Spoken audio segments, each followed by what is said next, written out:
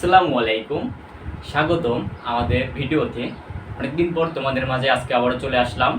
আজকে আমি সার্ভিং ওয়ানের বিয়ারিং অর্থাৎ অষ্টম অধ্যায় নবম অধ্যায় সমাধান করতে তোমাদের যে বিয়ারিংটা প্রয়োজন সেই বিয়ারিং নিয়ে কিছু তথ্য দেব, অর্থাৎ কিছু আলোচনা করব। বিয়ারিং নিয়ে বেসিক যে ভিডিওটা হতে যাচ্ছে আজকে, আশা করি এটা দেখলে তোমাদের ক্লিয়ার হয়ে যাবে যে বিয়ারিং জিনিসটা কি। তো প্রথমেই আসি বিয়ারিং কি। Bearing north, south, east, West. তো বিয়ারিং বলতে কি বোঝায়? বিয়ারিং বলতে মূলত উত্তর রেখার সাথে, অর্থাৎ এই রেখার সাথে, নর্থ রেখার সাথে ডান আবর্তে, এটা কিন্তু ডান আবর্তে, এটা বাম আবর্তে। তো উত্তর রেখার সাথে ডান আবর্তে ঘুরে ধরো এই পর্যন্ত একটা কোণ উৎপন্ন হয়েছে, ধরো এটা এ, এটা বি। তো এ বি রেখার যে বিয়ারিংটা হবে সেটা হচ্ছে এইটা। তো তাইলে বিয়ারিং এর সঙ্গে দাঁড়ালো কি? উত্তর রেখার সাথে ডানাবর্তে ঘুরে যে কোণ উৎপন্ন হয় সেটি হচ্ছে বিয়ারিং। এরপর আসা যাক বিয়ারিং কয় প্রকার। বিয়ারিং দুই প্রকার। প্রথমত একটা আছে WCB হোল সার্কেল বিয়ারিং, আর একটা আছে RCB রিডিউস সার্কেল বিয়ারিং। একটা হচ্ছে পূর্ণবৃত্ত বিয়ারিং, আরেকটা আছে হ্রাসকৃত বিয়ারিং। তাহলে বিয়ারিং যেহেতু দুই প্রকার, এর আবার দুইটা হচ্ছে কন্ডিশন আছে। WCB কাকে বলে, RCB কাকে বলে আমি একটু বোঝাবো। তো WCBটা হচ্ছে এর একটা আছে, লিমিটেশন আছে। WCB হচ্ছে 0 ডিগ্রি থেকে 360 ডিগ্রি অবধি, আর এটা হচ্ছে 0 ডিগ্রি থেকে 180 ডিগ্রি। তো WCB পূর্ণবৃত্ত, একটা বৃত্ত কতটুকু থাকে? 360 ডিগ্রি না? তো সেই জন্যেই পূর্ণবৃত্ত বিয়ারিং বলতে আমরা 0 ডিগ্রি থেকে 360 ডিগ্রি বুঝবো, এবং হ্রাসকৃত বিয়ারিং বা রিডিউস সার্কেল বিয়ারিং যেটা 0 ডিগ্রি থেকে 180 ডিগ্রি বুঝবো। তো WCB-র একটা কন্ডিশন আছে কি? WCB-র একটা কন্ডিশন, WCB-টা অলওয়েজ তোমাকে কি হতে হবে? উত্তর রেখা হতে হবে। WCB অলওয়েজ নর্থ বা উত্তর রেখার সাথে হতে হবে ডানাবর্তে, অর্থাৎ WCB নর্থ হতে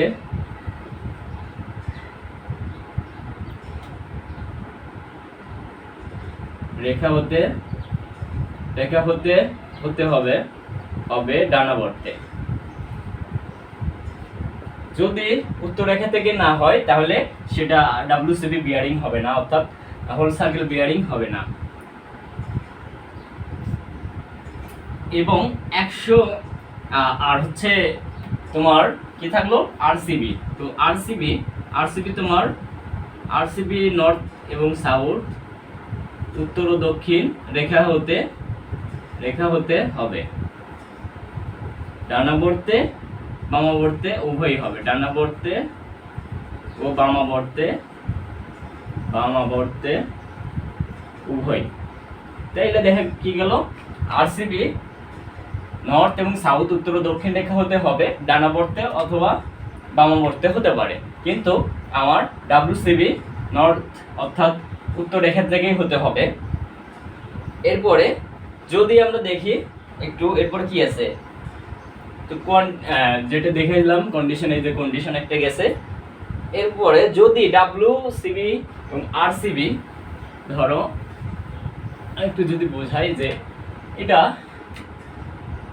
ডানাবর্তে ঘুরে এতটুকু আসছে না, তাহলে এখানে WCB কি হবে? এখানে কিন্তু 180 ডিগ্রি না?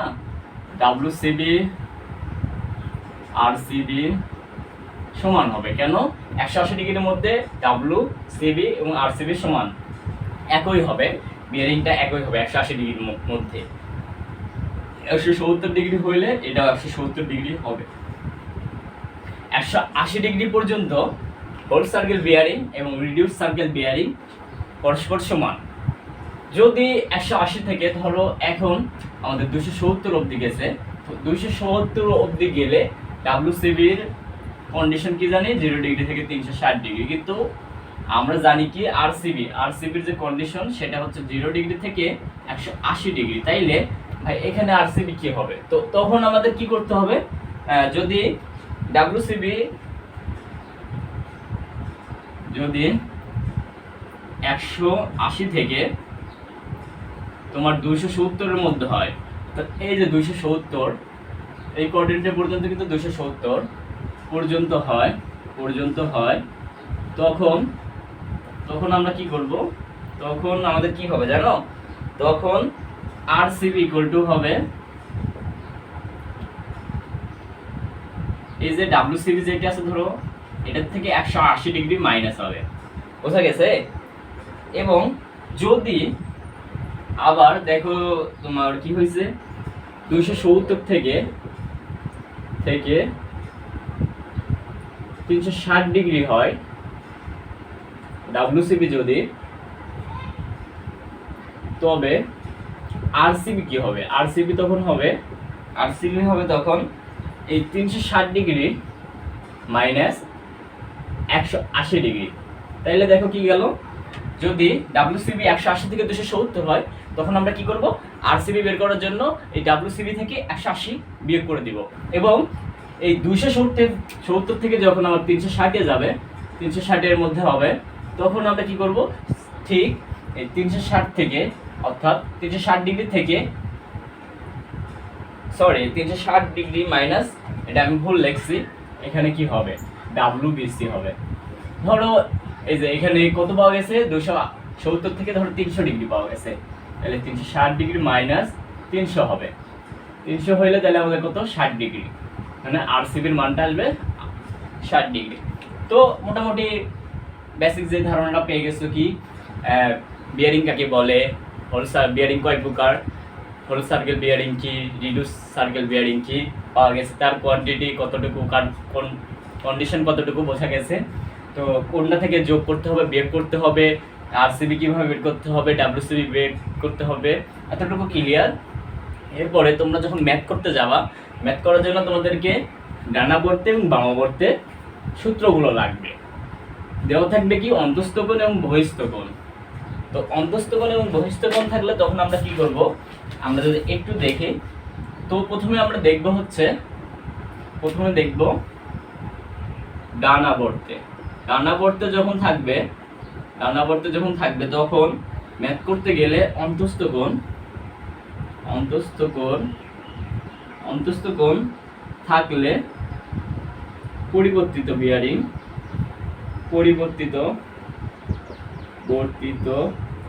বিয়ারিং হবে, অন্তস্থ কোণ থাকলে পরিবর্তিত বিয়ারিং হবে P minus alpha plus minus 180 degree. আর এই অন্তস্থ কোণ থাকলে বিয়ারিং হবে P minus alpha plus minus 180 degree. এবং অন্তস্থ গেলে বহিস্থ কোণ থাকলে পরিবর্তিত বিয়ারিং হবে, এর উল্টাটা হবে P plus alpha plus minus 180 degree. তো এই যে দেখলা এটা কিন্তু ডানাবর্তে যখন অন্তস্থ কোণ থাকবে তখন পরিবর্তিত বিয়ারিং হবে P minus alpha plus minus 180 degree.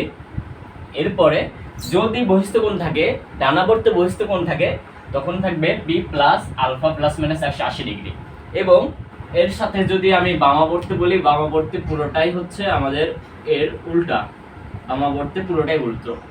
অন্তস্থ কোণ থাকলে আচ্ছা আমি যদি একটু শর্টকাটে লিখি,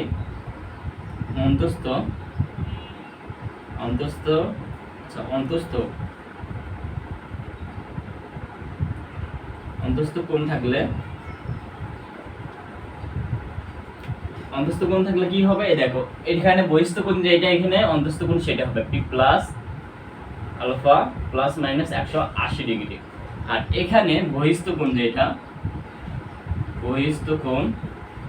বহিস্থ কোণ থাকলে ওখানে অন্তস্থ কি আছে P minus alpha plus minus 180 degree. তো এই যে এই দুটো সূত্র, ডানাবর্তে যখন থাকবে অন্তস্থ কোণ থাকলে পি